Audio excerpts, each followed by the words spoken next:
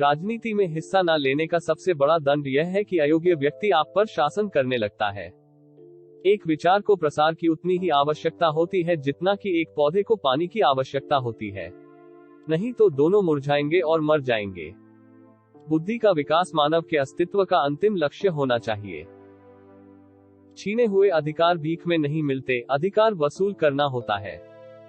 मैं बहुत मुश्किल से इस कारवां को इस स्थिति तक लाया हूँ। यदि मेरे लोग, मेरे सेनापति इस कारवां को आगे नहीं ले जा सके, तो पीछे भी मत जाने देना। महात्मा आए और चले गए, परंतु अछूत ही बने हुए हैं।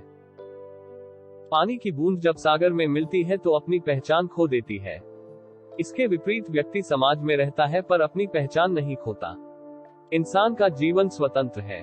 वो सिर्फ समाज के विकास के लिए पैदा नहीं हुआ बल्कि स्वयं के विकास के लिए भी पैदा हुआ है।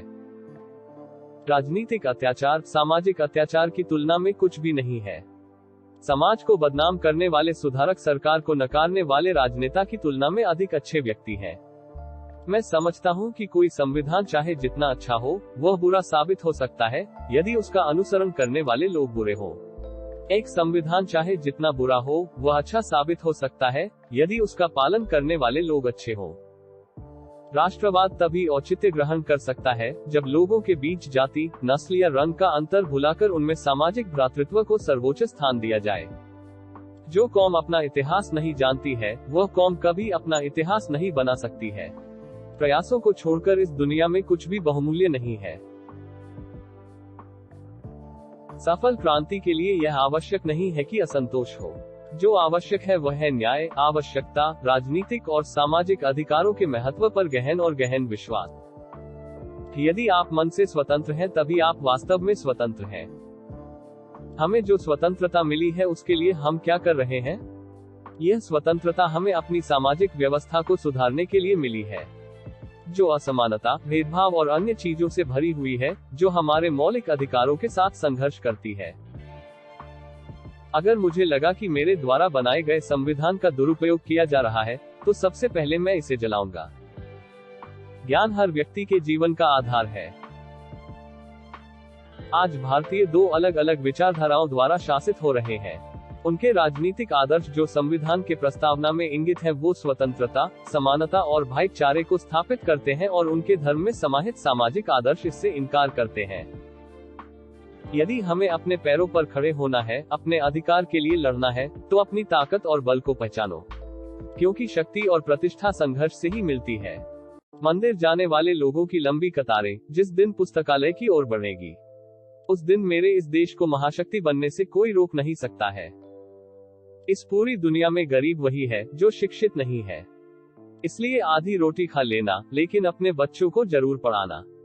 ज्ञानी लोग किताबों की पूजा करते हैं, जबकि अज्ञानी लोग पत्थरों की पूजा करते हैं। जिसे अपने दुखों से मुक्ति चाहिए, उसे लड़ना होगा, और जिससे लड़ना है उसे उससे पहले अच्छे से पढ़ना होगा, क्योंकि ज्ञान के बिना लड़ने गए तो आपकी हार निश्चित है। समाजवाद के बिना दलित मेहनती इंसानों की आर्थिक मुक्ति संभव नहीं। संवैधानिक स्वतंत्रता का कोई अर्थ नहीं है जब तक आप सामाजिक स्वतंत्रता प्राप्त नहीं कर लेते। कानून और व्यवस्था राजनीतिक शरीर की दवा है। जब राजनीतिक शरीर बीमार पड़े तो दवा जरूर दी जानी चाहिए।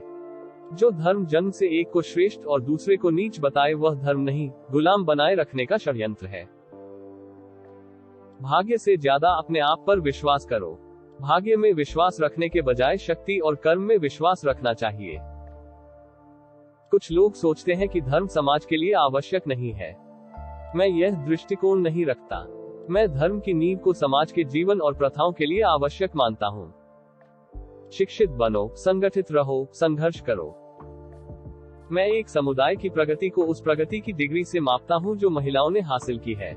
समाज को श्रेणीविहीन और वर्णविहीन करना होगा, क्योंकि श्रेणी ने इंसान को दरिद्र और वर्ण ने इंसान को दलित बना दिया। जिनके पास कुछ भी नहीं है वे लोग दरिद्र माने गए और जो लोग कुछ भी नहीं है वे दलित समझे जाते हैं। संविधान केवल वकीलों का दस्तावेज नहीं है, बल्कि यह जीवन जीने का एक माध्यम है। एक इतिहासकार सटीक, ईमानदार और निष्पक्ष होना चाहिए। जो झुक सकता है वो झुका भी सकता है। पूरा वीडियो देखने के लिए धन्यवाद। अधिक अपडेट के लिए चैनल को सब्सक्राइब करें।